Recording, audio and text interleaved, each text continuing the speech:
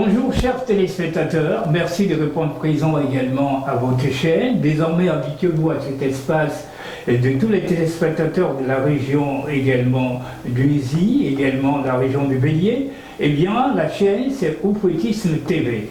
Merci également de répondre présent à cette grande interview que nous accorde le professeur Frédéric Adou. Je rappelle qu'il est chercheur théologien, fondateur de la faculté de théologie ISVP, qui signifie simplement l'Institut Saint-Paul, ami des pauvres. Auteur de plusieurs ouvrages également, on va, si on s'égrenait tous les ouvrages et les œuvres qui ont été écrites par le professeur, on restera encore là pour toute la journée. Pour l'instant, sachez qu'il est le fondateur de l'école du Oufouettisme. On va en savoir un peu plus. Professeur, bonjour. Bonjour. Merci de répondre présent également à notre invitation sur la chaîne Oufouettisme TV. Eh bien, la question qui me vient à l'esprit après cette brève présentation, depuis quand vous avez commencé vos recherches sur l'oufouettisme? Bon, je vous remercie et j'ai dit la bienvenue à tous ceux qui s'intéressent à la chose de Fouboigny. Tout à fait. Voilà le père de nos actions. Bon, d'emblée, je vais essayer de répondre à votre grande question. Allez-y, non. Bon, en fait, la recherche, je la situe autour de 30 ans. Depuis 30 ans. Depuis 30 ans, oui. Voilà. Parce que, bon, j'ai commencé avant même le décès de Fouboigny. De Fouboigny. Voilà. Donc, il était encore vivant. Il était encore vivant. Vous avez démarré cette recherche-là. Voilà. Bon, ça peut paraître curieux, parce que d'aucuns diraient que j'avais quel âge à l'époque pour commencer déjà des recherches. Voilà. Mais vous allez comprendre après pourquoi. Effectivement, j'ai commencé très tôt. Bon, j'ai balbutié, passé par là, et puis les choses se sont formées au fur et à mesure. Okay. Donc après, vous aurez le temps de comprendre cela. Tout à fait. Voilà. Donc je retiens que depuis 30 ans, je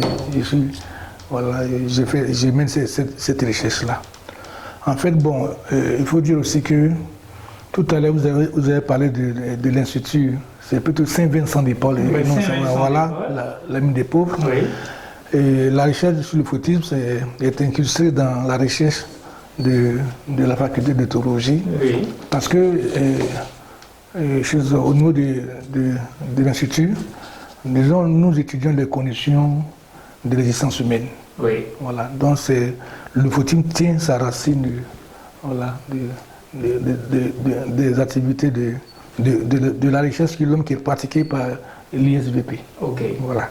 Donc on aura le temps de l'expliquer. On aura le temps réellement d'expliquer un peu tout cela, mais on rappelle aux téléspectateurs qui nous suivent que bien sûr nous sommes avec le professeur Frédéric Adou, je rappelle qu'il est chercheur théologien, fondateur de la faculté de théologie ISVP, qui signifie l'Institut Saint-Paul, ami des pauvres. Juste pour vous dire simplement, il est auteur de plusieurs ouvrages. Alors professeur, ma seconde question va certainement vous permettre de mieux expliquer aux téléspectateurs. Pour vous, le oufouettisme, c'est quoi? Quel est le contenu également de vos recherches? Bon, je vous remercie. Et bonne question, parce que le nom de Fouboigny, je vais l'expliquer plus tard, est assez particulier. Alors, répondre à la question de l'oufouettisme semble être difficile, mais en réalité, elle ne l'est pas.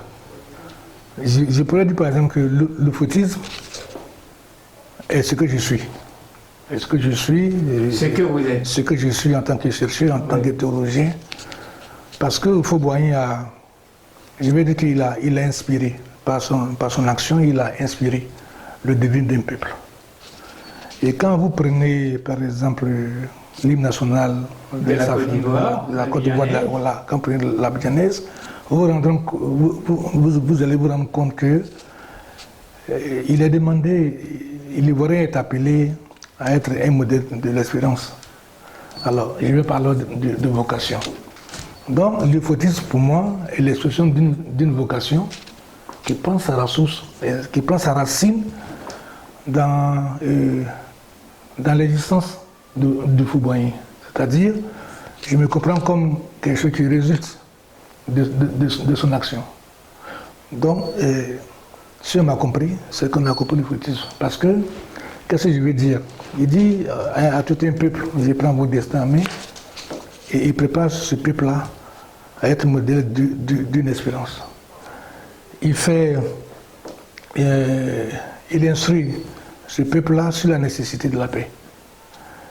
Alors, il ouvre une fondation de recherche qui, elle, cette action, va comme dans un champ de bananes susciter des rejets. Oui. Alors, je vais me retrouver comme à moi, incrusté la chose de la recherche. C'est pourquoi je vous dis tout à l'heure, vous allez comprendre pourquoi je le dis. Oui. Alors, vous allez voir que cette action de faire la recherche, je l'ai retrouvée en moi. Voilà, je l'ai trouvée en moi et j'ai commencé à l'exprimer. Et je peux dire, comme je suis théologien, je peux dire que c'est l'expression de la profondeur de l'existence qui a été celle du Fauboyant, en fait, que de susciter un peuple. De susciter un peuple qui se reconnaît dans son action. Ok. Voilà. Donc, bon, le contenu va découler de cela. Tout à fait. Parce que nous allons apporter un certain contenu, une certaine compréhension. Parce que vous devez remarquer tout de suite que c'est ce que je dis pose le problème du moyen de la connaissance. Ok. Voilà, du moyen de la connaissance. Alors, professeur, pour revenir un peu, pour vous, la connaissance, c'est quoi? Justement. Bon, je vais faire une analogie. Oui. Prenez les Écritures saintes. Bon, je vais prendre celle que il m'est plus facile d'aborder, par exemple la Bible, Oui. la Bible chrétienne. Jésus était le personnage central, mais sa venue est annoncée. Il vit avec des gens à qui il laisse son message. Ceux-là sont ses apôtres. Ceux qu'il a annoncés, je vais par analogie, je vais dire que ce sont des prophètes. Maintenant, il vient, il travaille avec des gens à qui il laisse un travail à faire, une mission à accomplir. Ceux-là, on sait dire que ce sont des apôtres. Mais à côté, il y a un autre genre d'apôtre qui va apparaître, qui est la chose, par exemple, de l'apôtre Paul, qui n'a pas connu Jésus, mais qui en parle, rien qu'à partir d'une vision. Vous voyez? Donc je vais dire que c'est pourquoi je n'ai pas de mot de connaissance. Nous savons très bien. Bon, pour mon âge, il y a une génération qui a mangé, dormi avec vos fouets. Ceux-là, j'ai dit, ce sont des apôtres. Hein. Maintenant, ceux qui annonçaient la venue par les oracles, enfin, quelle que soit la forme que cela a pris, je les prends comme des prophètes. Mais maintenant, les apôtres, il y en a qui ont mangé avec lui, qui ont travaillé avec lui, ceux dont parle l'histoire de la Côte d'Ivoire. Bon, on n'a pas besoin de les citer puisqu'ils sont là. Ils sont connus. Voilà. Et maintenant, le petit élément qui vient s'ajouter, c'est toujours par analogie, c'est comme Paul, l'apôtre Paul, qui n'a pas mangé et dormi avec Jésus-Christ, mais qui, parce qu'il a une vision de ce même Jésus-Christ-là, alors va constituer à lui sur les 80% de l'évangile. Donc vous voyez que c'est cela où Fauboyant. Il va apporter quelque chose au moins de connaissances que nous avons de lui-même. Et comme ça, vous voyez que va s'exprimer une certaine dimension de l'homme, disons la dimension divine de la réalité qu'il constitue.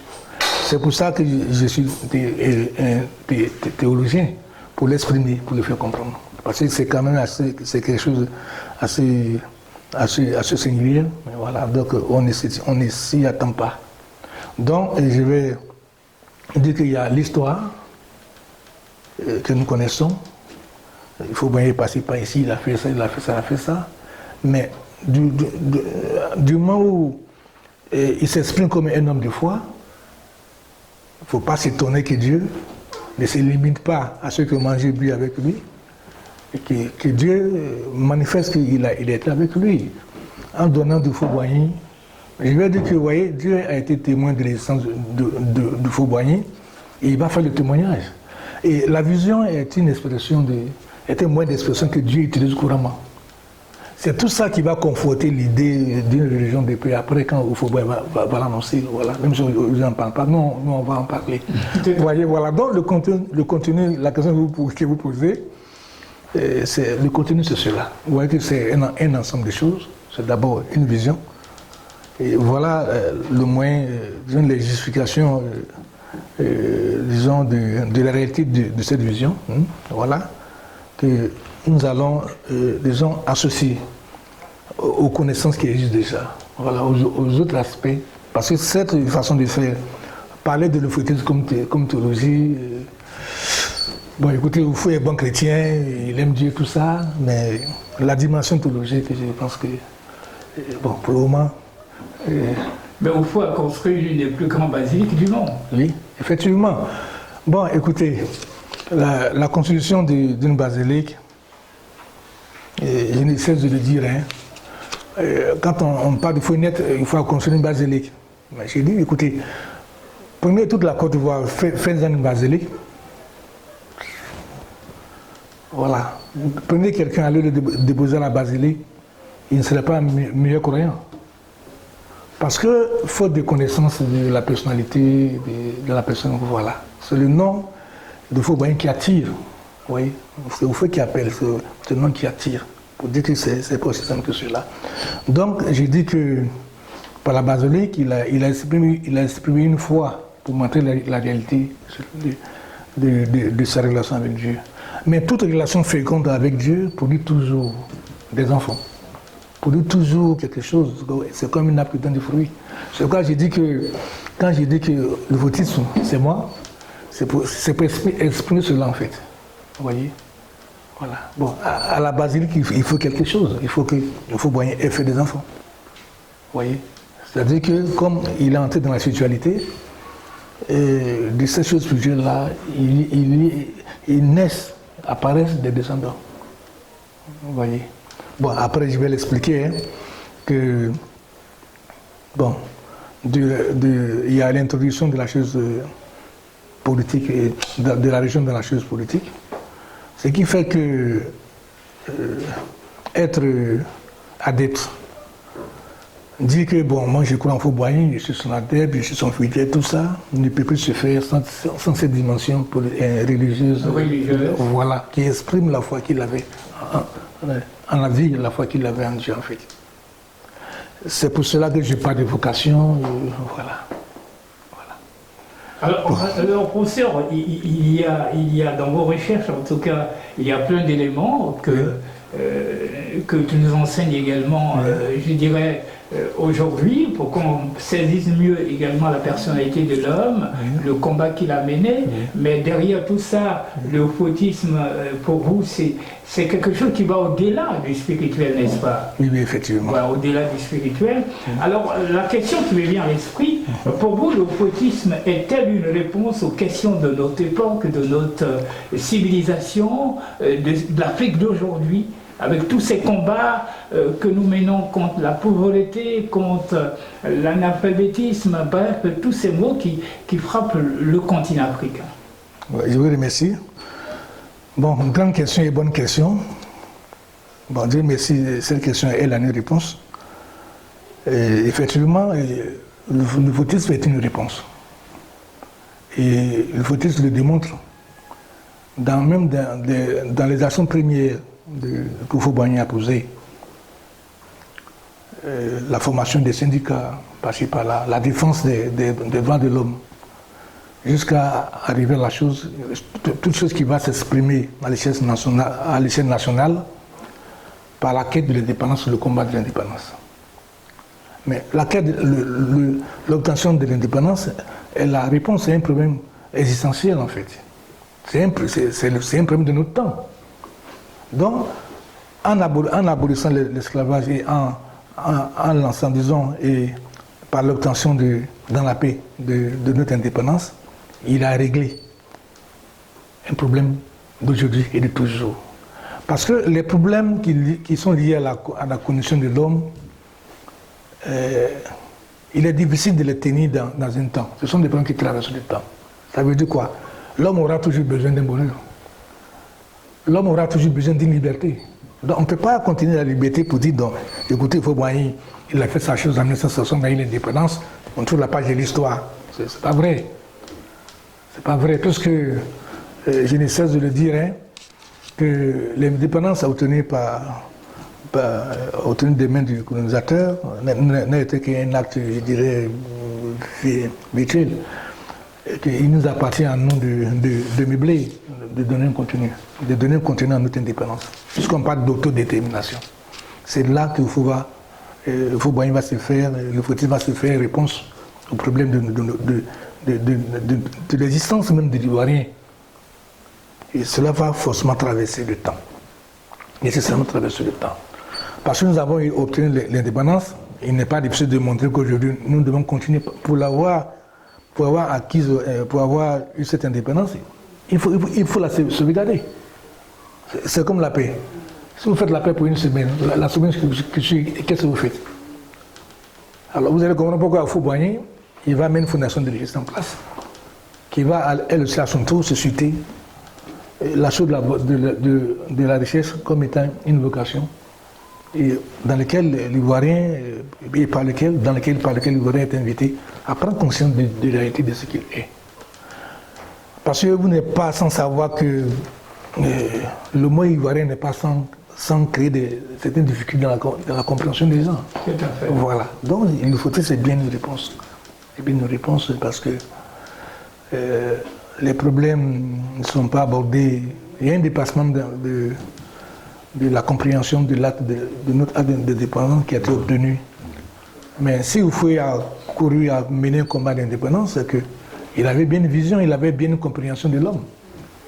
Cette compréhension de l'homme-là, de l'Ivoirien en tant que tel,